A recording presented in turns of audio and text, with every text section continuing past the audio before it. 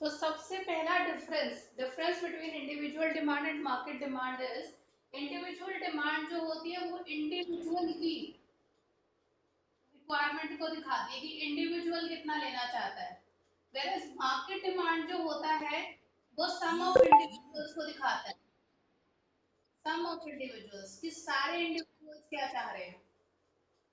ठीक है, दूसरा डिफरेंस,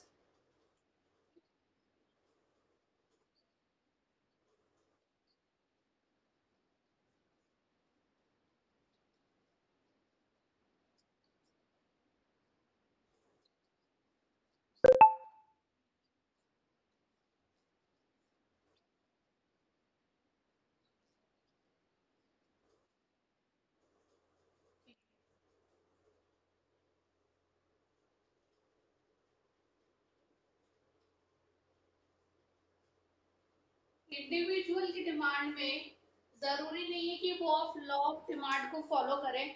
हो सकता है इंडिविजुअल का मूड है, चीज महंगी मिल रही है फिर भी उसकी डिमांड ज्यादा कर रहा है, तो इंडिविजुअल डिमांड के अंदर चीज महंगी भी हो सकती है, मतलब प्राइस भी ऊपर जा सकता है और डिमांड भी ऊपर जा सकता है।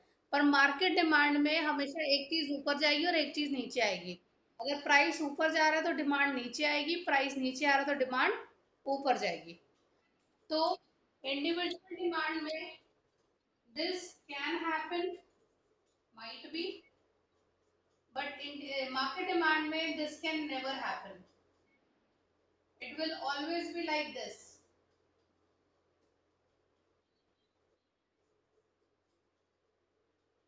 समझ में आया? It might happen in individual but never in the market demand. ये पॉइंट क्लियर हुआ?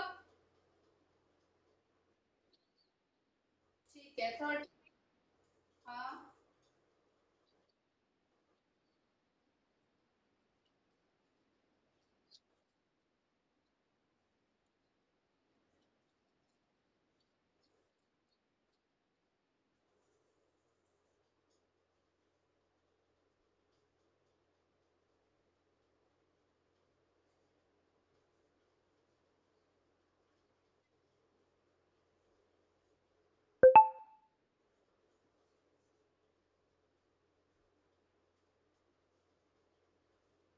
ये तीसरा फर्क है। जो इंडिविजुअल डिमांड है उसमें मार्केट डिमांड में चेंज आने वाले जो फैक्टर हैं, फैक्टर्स अफेक्टिंग मार्केट डिमांड, कोई फर्क नहीं पड़ता उस पे, इंडिविजुअल डिमांड पे। पर जब हम मार्केट डिमांड के फैक्टर्स पढ़ते हैं तो उसके अंदर इंडिविजुअल डिमांड के फैक्टर्स भी होते हैं। इंडिविजुअल डिमांड में मार्केट डिमांड के फैक्टर नहीं पड़ते, पर मार्केट डिमांड में हम इंडिविजुअल डिमांड के भी फैक्टर पढ़ते हैं। ये बात समझ में आई? ठीक है,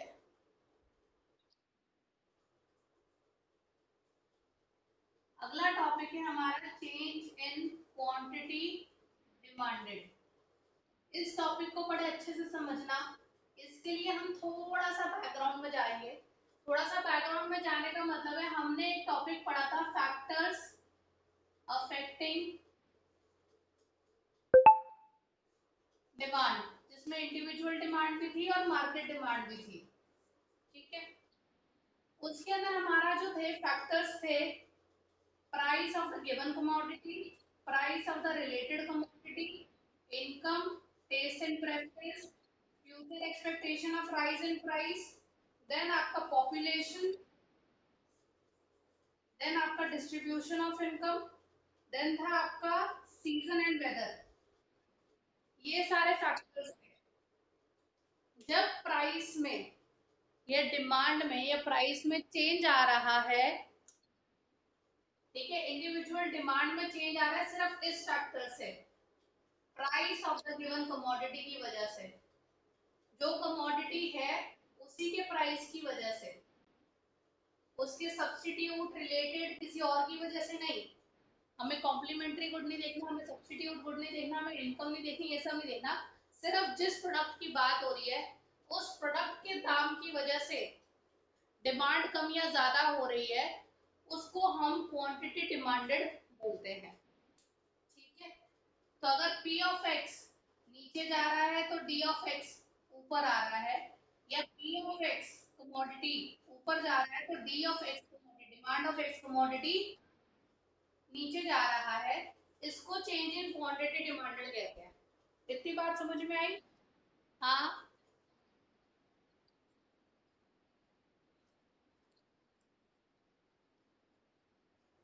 हाँ, पीछे से कम हो गया या वो कम कर रहा है, उसने सेल लगा दी। ठीक है, जैसे मिंत्रा सेल। हाँ, ठीक है, किसी भी कारण से उसी कमोडिटी का प्राइस कम हो गया, चाहे सेल लग गई, चाहे आपका कुछ और रीजन हो गया, उसका ग्राफ कैसे बनेगा, उसका ग्राफ समझो। ठीक है, यहाँ पे हम प्राइस लिखते हैं, यहाँ हम क्वांटिटी लिखते हैं, यहाँ हम एक्स लिखते हैं, या ओ लिखते हैं, या वाई लिखते हैं। ठीक है, प्राइस में मान लेती हूँ 10, 20, 30, 40, 50, 60। ठीक है, और यूनिट्स लिख लेते हैं 1, 2, 3, 4, 5, 6। लेट्स सपोज ये लाइन ऐसे जा रही है, I won't make it like that, let's suppose it is going like that. समझ में आया?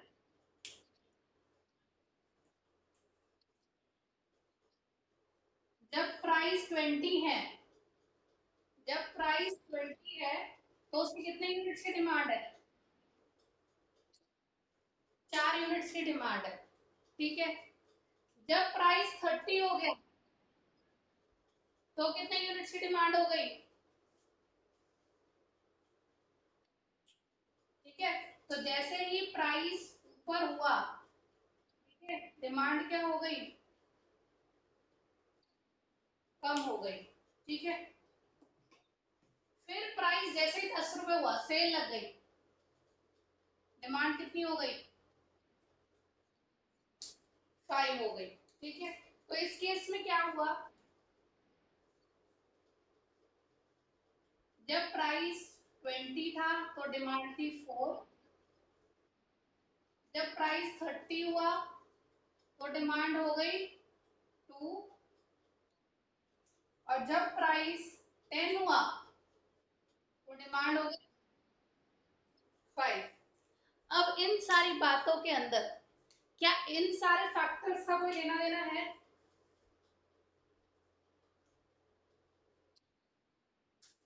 इन सारे फैक्टर्स का कोई लेना देना है कि नहीं है? खाली इस फैक्टर के साथ ही सारा गेम खेला गया है, इस फैक्टर के साथ भी कोई हुआ है कुछ, इस फैक्टर की कोई बात आई है?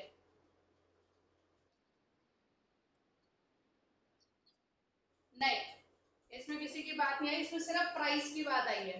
प्राइस कम हुआ या प्राइस ज्यादा हुआ? मैंने एक बार भी क्या ये बोला सामने वाले की इनकम कम हो गई, या सामने वाले का टेस्ट खराब हो गया, या पॉपुलेशन बढ़ गई? कुछ नहीं बोला मैंने सिर्फ आपको ये बोला कि प्राइस कम हो गया या प्राइस ज्यादा हो गया। यहाँ पे प्राइस ज्यादा हो रहा है, यहाँ प्राइस कम हो रहा है। इतनी बात समझ में आई? ठीक है, ये हमारा नॉर्मल ग्राफ था, 20 रुपए के ऊपर 4 यूनिट। ठीक है, जैसे ही प्राइस बढ़ता है, डिमांड का जो घेरा होता है वो सिकुड़ जाता है या फैल जाता है? ये आपका नॉर्मल, ये आपका नॉर्मल डिमांड था। प्राइस जैसे डिमांड की रिक्वायरमेंट कम हो गई या बढ़ गई? यहाँ पे इतनी थी, यहाँ इतनी हो गई, कम हो गई। इसको कॉन्ट्रैक्शन कहते हैं कि एक्सपेंशन कहते हैं?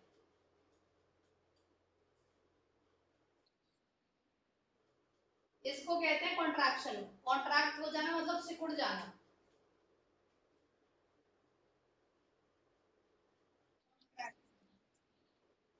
ठीक है, तो जैसे ही प्राइस बढ़ गया, 20 का 30 हुआ, आपकी डिमांड सिकुड़ गई, आपकी डिमांड कम हो गई, उसे कॉन्ट्रैक्शन कहते हैं। और जैसे ही प्राइस कम हुआ, ये पहले इतना था, अब ये इतना हो गया, ये एक्सपैंड हो गया, ये कॉन्ट्रैक्ट हो गया, ये एक्सपेंशन है। ठीक है, हाँ, एक्सपैंड हो गया, एक्सपेंशन हो गया। ठीक है, ये बात समझ में आई? ठीक है, दूसरा चीज, आपने एक ग्राफ बनाया, प्राइस बढ़ाने या घटाने के लिए आपने ग्राफ ऐसे ऐसे बनाया या एक ही ग्राफ के अंदर ऊपर नीचे घूम रहे थे?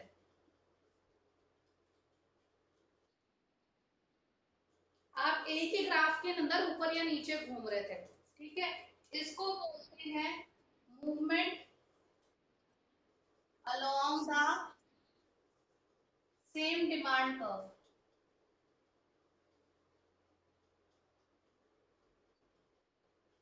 जब आप उसी कर्व में या तो ऊपर जा रहे हो, उसी कर्व में नीचे आ रहे हो, उसे movement along the same demand curve कहते हैं। इसको कहते हैं कि अगर आप पहले यहाँ थे, बाद में यहाँ चले गए या फिर यहाँ चले गए, इसको शिफ्ट कहते हैं, शिफ्ट। हम शिफ्ट नहीं कर रहे हैं, हम ऊपर नीचे मूव कर रहे हैं, तो इसको movement along the same demand curve कहते हैं।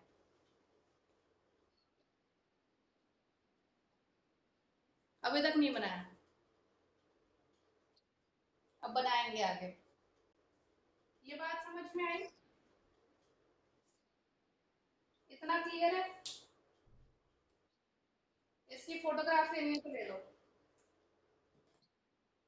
ठीक है। अब मैं इसको जो है थोड़ा सा आपको फ्लो चार्ट में समझा देती हूँ। ये इसका फोटो ले लिया है।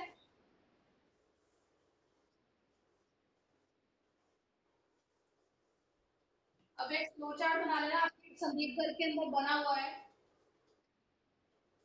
Change in quantity demanded, change in quantity demanded, ठीक है। It happens when there is a change in price, change in the price of commodity itself. जिस चीज की बात हो रही है उसी के प्राइस की अंदर चेंज आ रहा है, तो हम उसको चेंज इन क्वांटिटी डिमांडेड कहते हैं, ठीक है। प्राइस का क्या है अब?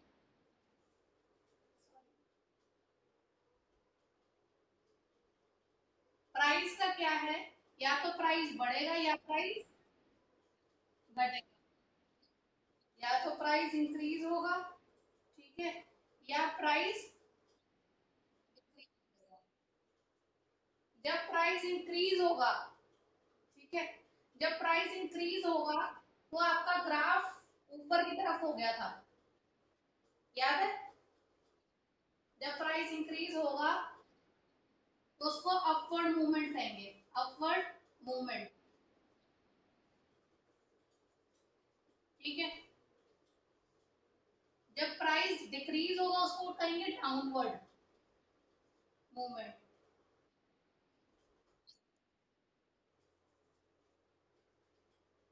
इतना समझ में आया? या तो आप अपवर्ड मूव करके प्राइस को बढ़ा दे, या प्राइस को गिरा के डाउनवर्ड मूवमेंट करोगे, ठीक है। इससे क्या होता है, जब अपवर्ड मूवमेंट करते हैं तो कॉन्ट्रैक्शन ऑफ डिमांड,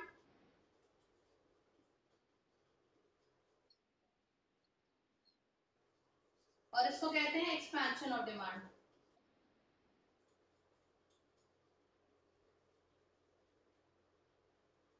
इतनी बात समझ में आई?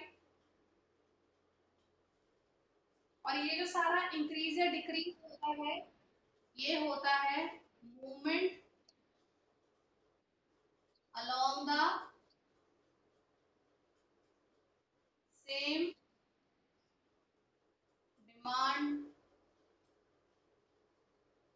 कर्व। इसकी फोटोग्राफ ले लेना, ये बहुत इंपॉर्टेंट है। कितना समझ में आया? चेंज इन क्वांटिटी डिमांडेड जो था वो इस फैक्टर की वजह से इफेक्टेड था। चेंज इन क्वांटिटी डिमांडेड के अंदर सिर्फ एक फैक्टर आता है, price of the commodity. Price of commodity को बोलते हैं चेंज इन क्यूडी, याद रखना।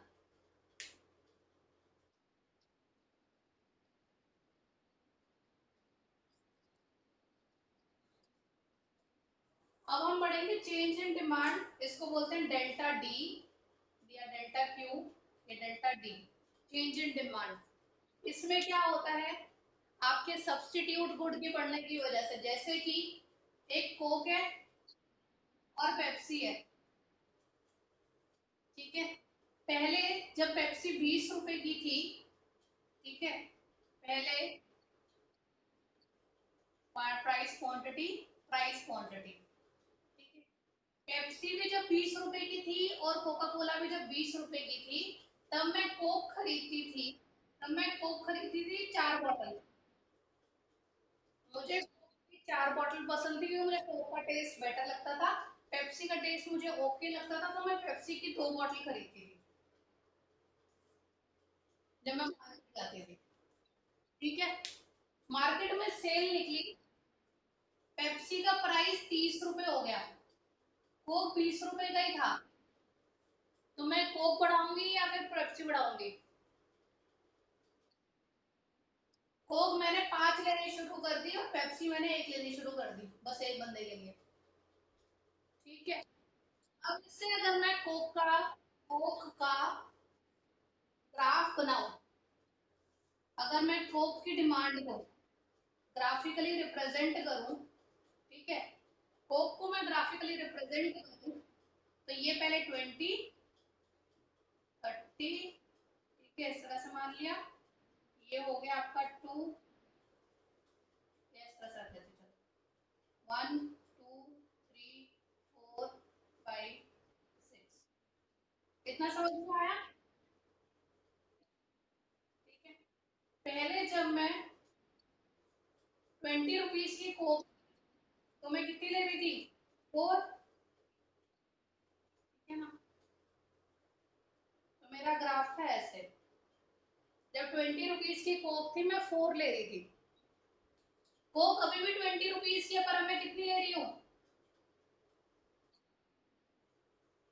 तो मेरा नया ग्राफ क्या हो गया? ऐसे। तो मेरी प्राइस में कोई चेंज आया? प्राइस में कोई चेंज नहीं आया, प्राइस कारण भी नहीं था, कोक का डिमांड बढ़ने का कारण पेप्सी का प्राइस था, कोक का अपना प्राइस नहीं था, ठीक है। किसी और के कारण, पीआर की वजह से, रिलेटेड गुड की वजह से कोक की डिमांड बढ़ गई, ठीक है। इसका प्राइस में कोई फर्क नहीं था, कोक वहीं का वहीं प्राइस पे है, कोक के प्राइस में कोई फर्क नहीं है, कोक की क्वांटिटी बढ़ गई, ठीक है।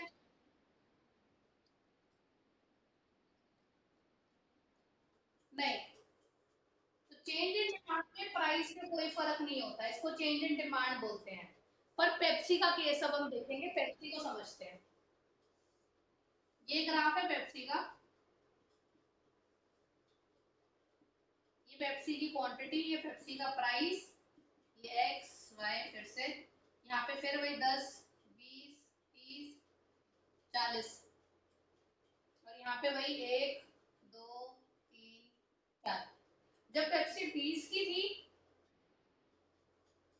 तो उसकी डिमांड 2 की थी, इसका ग्राफ था ऐसे, ठीक है। जैसी पेप्सी 30 की हुई,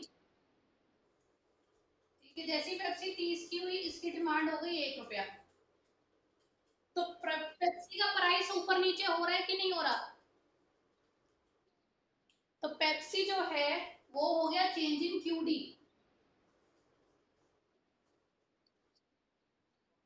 ठीक है, क्योंकि पेप्सी की डिमांड उसके अपने प्राइस की वजह से कम ज्यादा हो रही है,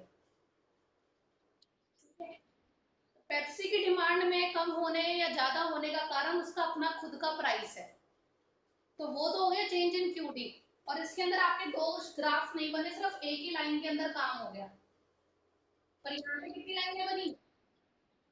2 लाइनें बनी, ठीक है।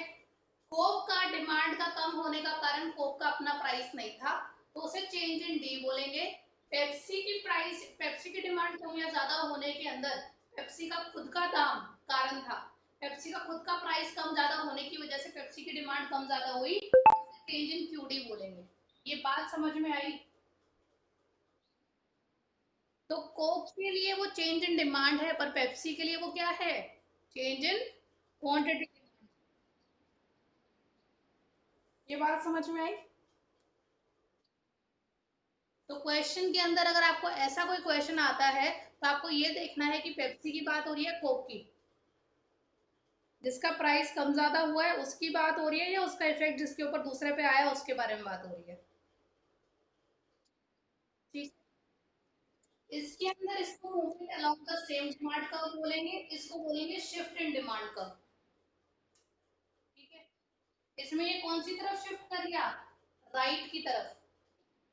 जब चीज अपने राइट की तरफ जाती है तो इसका मतलब है वो इंक्रीज हो रही है, और जब चीज अपने लेफ्ट की तरफ जाती है तो इसका मतलब है वो डिक्रीज हो रही है। ठीक है। ये कहती है कि मैं तुम्हारी तरफ आ रही हूँ, तुम बढ़ जाओगे।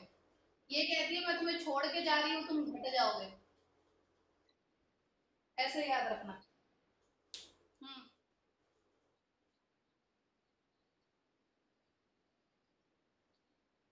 नीचे मूवमेंट है क्योंकि एक ही लाइन बनी है, यहाँ पे दो लाइंस बनी है, यहाँ एक ही लाइन में काम हो गया। सबसे पहले दोनों का फर्क समझ में आया? चेंज इन डी कहाँ पे बोलना और चेंज इन क्यू डी कहाँ पे बोलना है, ये याद रखना।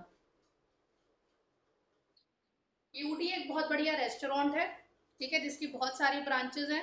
और क्यूडी में आप खाना कब खा सकते हो? जब आप वहां के प्राइसेस दे पाओ। ऐसे याद रखना। तो जब भी प्राइसेस की बात होती है, price of the commodity itself, खुद के प्राइस की बात हो रही है, खुद की चीज की, तो ही आप क्यूडी की बात करोगे। ठीक है। उसके अलावा कोई और फैक्टर होगा तो सिर्फ चेंज इन डी है, चेंज इन क्यूडी नहीं है। ये बात समझ में आई? तो बहुत सारे कारण हो सकते हैं जिसको हम चेंज इन डी के अंदर काउंट करेंगे, चेंज इन क्यूडी में काउंट नहीं करेंगे। क्यूडी का सिर्फ एक फैक्टर है, चेंज इन डी के ये सारे फैक्टर्स हैं। ठीक है। आप मेरे साथ रिपीट करो। सबसे पहला फैक्टर होता है चेंज इन डी का, price of related good. Price of related good में दो तरीके के गुड होते हैं, कॉम्प्लीमेंट्री और एक।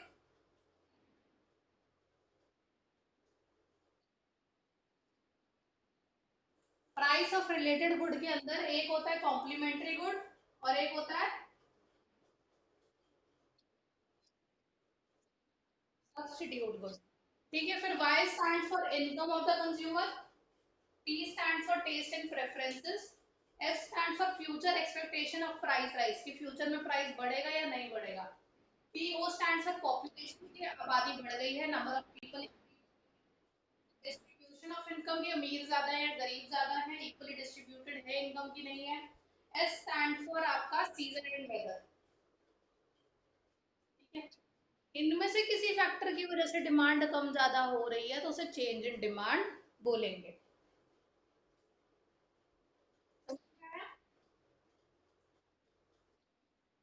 चेंज इन डिमांड का भी आपका एक ग्राफ बना देती हूँ मैं।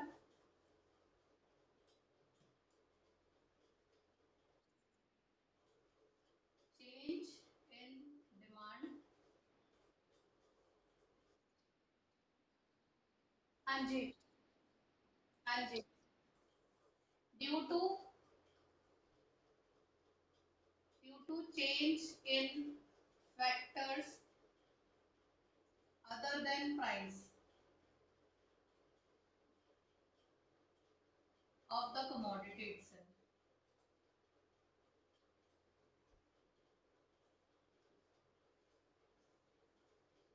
इसकी वजह से शिफ्ट इन डिमांड कब होता है?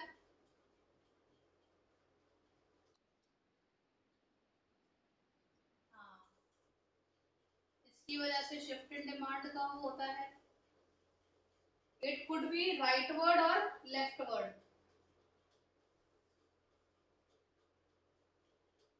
It could be a rightward shift,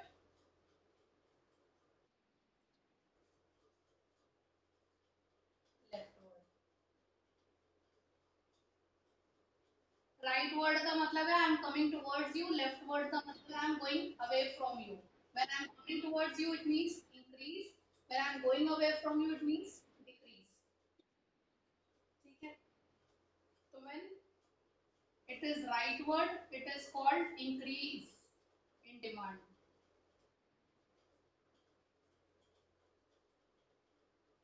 when it is left word it is called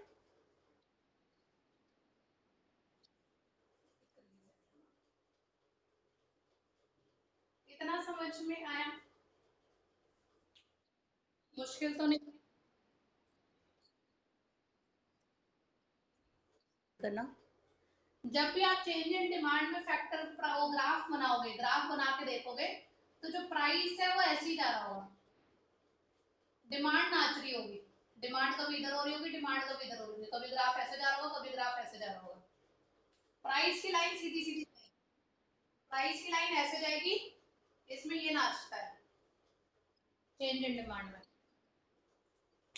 clear है?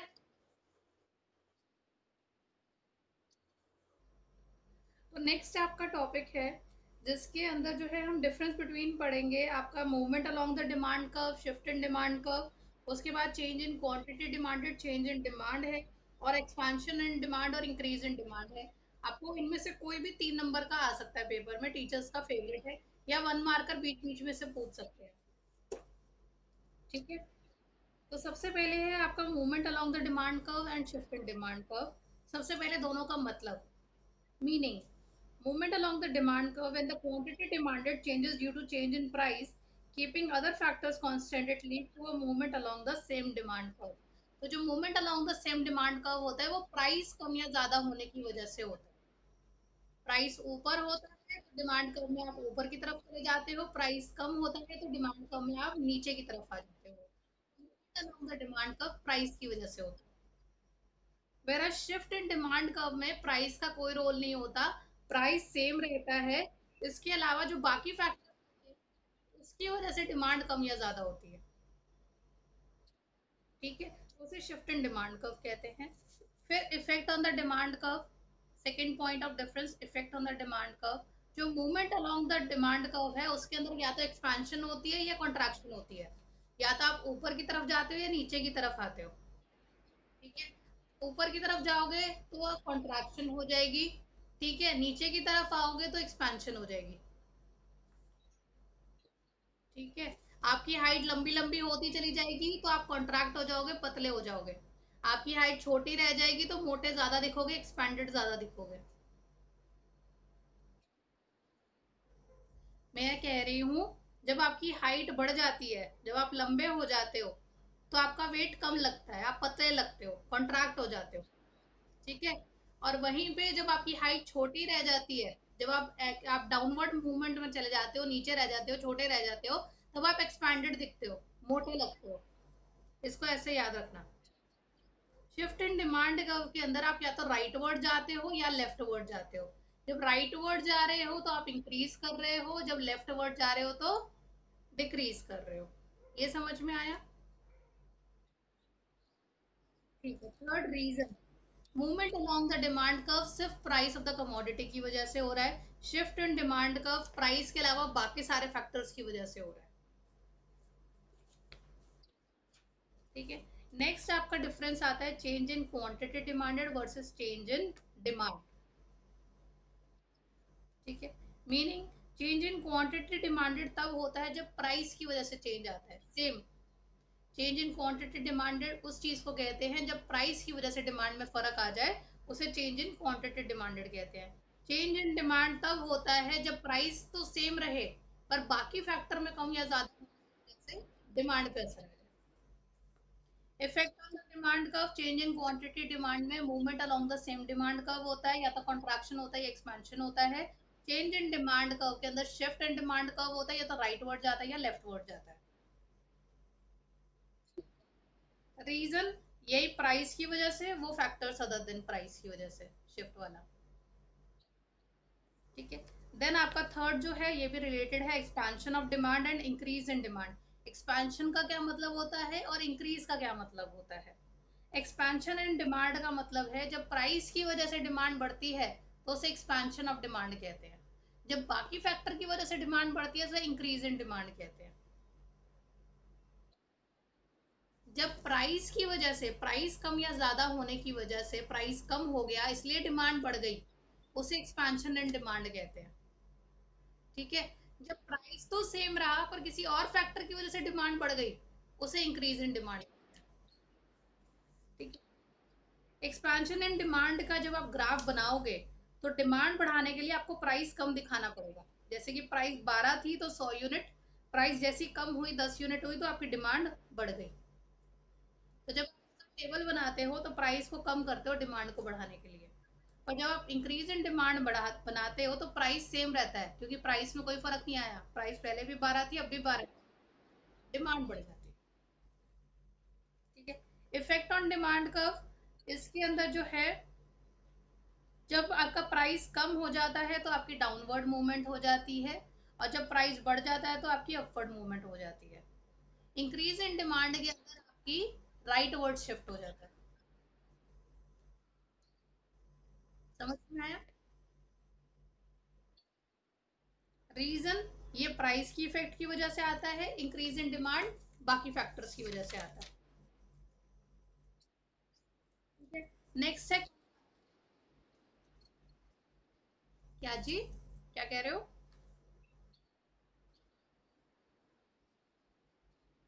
हाँ, अदर फैक्टर्स, सारे फैक्टर्स लिखते हैं, अदर फैक्टर्स, कोई भी 2-3 मेंशन कर देना काफी होगा। Then contraction and demand, contraction and demand ये होता है जब प्राइस बढ़ जाता है और डिमांड कम हो जाती है। ठीक है। तो कॉन्ट्रैक्शन आप कैसे दिखाओगे? अपवर्ड मूवमेंट में, उसको प्राइस को ऊपर कर दोगे। ठीक है, पतला हो जाता है। तो कॉन्ट्रैक्शन जो होती है वो प्राइस के बढ़ने से होती है। डिक्रीज इन डिमांड जो है, प्राइस तो सेम रहता है पर डिमांड घट जाती है। ठीक है। तो इसको अगर आप स्केड्यूल वाइज दिखाओगे तो कॉन्ट्रैक्शन दिखाने के लिए पहले प्राइस कम होगा और डिमांड आपकी उस हिसाब से होगी, और जैसे ही प्राइस बढ़ेगा आपकी डिमांड कम हो जाएगी। डिक्रीज इन डिमांड में प्राइस पे कोई फर्क नहीं आएगा पर डिमांड अपने आप कम हो जाएगी। इतना समझ में आया? ठीक है। उसके बाद इसका रीजन क्या है? प्राइस है, और दूसरे वाले का रीजन जो है फैक्टर्स अदर प्राइस है। कॉन्ट्रैक्शन में अपवर्ड मूवमेंट हो जाती है प्राइस वाली तरफ से, और डिक्रीज इन डिमांड में लेफ्टवर्ड मूवमेंट हो जाती है। इतना समझ में आया? ठीक है। हमारा अगला टॉपिक है सब्स्टिट्यूट गुड्स और कॉम्प्लीमेंट्री गुड्स। ठीक है। सबसे पहले मुझे ये क्लियर कर दो, सब्स्टिट्यूट गुड्स क्या होता है और कॉम्प्लीमेंट्री गुड्स क्या होता है। आपका अगला टॉपिक है इसके अंदर substitute goods versus complementary goods. तो सबसे पहले दोनों का मीनिंग करते हैं हम। सब्स्टिट्यूट गुड्स वो गुड होते हैं जो आप एक के बदले दूसरे को यूज कर सकते हो। मुझे बहुत प्यास लग रही है, एक्वाफीना नहीं है तो बिस्लेरी पी ली, बिस्लेरी नहीं है तो किनले पी ली। ठीक है ना? तो मेरे को जो है सब्स्टिट्यूट करूँ, एक के बदले दूसरा ले सकूं, उसे सब्स्टिट्यूट गुड्स कहते हैं। मैंने जेल पेन नहीं लिया तो आपका बॉल पेन ले लिया, इस तरह से। ठीक है। इस कंपनी का जेल पेन नहीं लिया तो इस कंपनी का जेल पेन ले लिया। ये सब आपके सब्स्टिट्यूट गुड्स होते हैं। कॉम्प्लीमेंट्री गुड्स जो होते हैं वो एक साथ लिए जाते हैं। अगर मैंने पेट्रोल वाली गाड़ी ली तो उसके अंदर मुझे पेट्रोल भी लेना पड़ेगा। ठीक है, खाली। ठीक है। मैंने ब्रेड खानी है तो ब्रेड के साथ मुझे जैम या बटर कुछ इस तरह से लेना होगा। ठीक है। तो which is use together is called complementary, एक दूसरे को करते हुए। जैसे पजामा लिया है तो नाड़ा लेना ही होगा, या तो लास्टिक ले लो। है ना? गंदे एग्जाम्पल्स याद रखते हैं। ठीक है। सब्स्टिट्यूट गुड्स जो होते हैं कॉम्पिटिटिव होते हैं, ये हमेशा कंपटीशन में रहते हैं। ठीक है। तो पेप्सी और कोक हमेशा कंपटीशन में रहेंगे। रोटोमैक का पेन और आपका पार्कर का पेन कंपटीशन में रहेगा, या कि सेलो का पेन कंपटीशन में रहेगा। कॉम्प्लीमेंट्री गुड की इकट्ठे डिमांड आती है। कई बार क्या होता था, लोग किसी कंपनी का पेन नहीं खरीदते जस्ट बिकॉज उसका रिफिल बड़ा महंगा आता है। ठीक है। तो ये जो चीजें होती हैं ये दोनों साथ में ली जाती हैं, इनकी डिमांड भी एक साथ होती है। ठीक है। कोई चीज जो है, अगर हमें लगता है कि पेट्रोल के दाम बहुत ज्यादा हो गए हैं, मैं पेट्रोल अफोर्ड नहीं कर सकता, तो मैं पेट्रोल की गाड़ी भी नहीं लूंगा। ठीक है। मुझे ऐसा लगता है कि मैं सीएनजी अफोर्ड कर सकता हूँ, तो सीएनजी वाली गाड़ी ले लूंगा, कॉम्प्लीमेंट्री। ठीक है। तो कॉम्प्लीमेंट्री की जॉइंट डिमांड होती है कि मेरे को सीएनजी लेना है, इसलिए मैंने सीएनजी वाली गाड़ी ली। प्राइस जो है सब्स्टिट्यूट गुड का, इनमें पॉजिटिव रिलेशनशिप होता है। पॉजिटिव रिलेशनशिप का मतलब ये है, एक के दाम बढ़ने से दूसरे की डिमांड बढ़ जाती है। कोक के दाम बढ़ जाएंगे तो पेप्सी की डिमांड बढ़ जाएगी। तो इसमें पॉजिटिव रिलेशन चलता है। एक की डिमांड बढ़ी, एक का प्राइस बढ़ा तो दूसरे की डिमांड बढ़ गई। समझ में?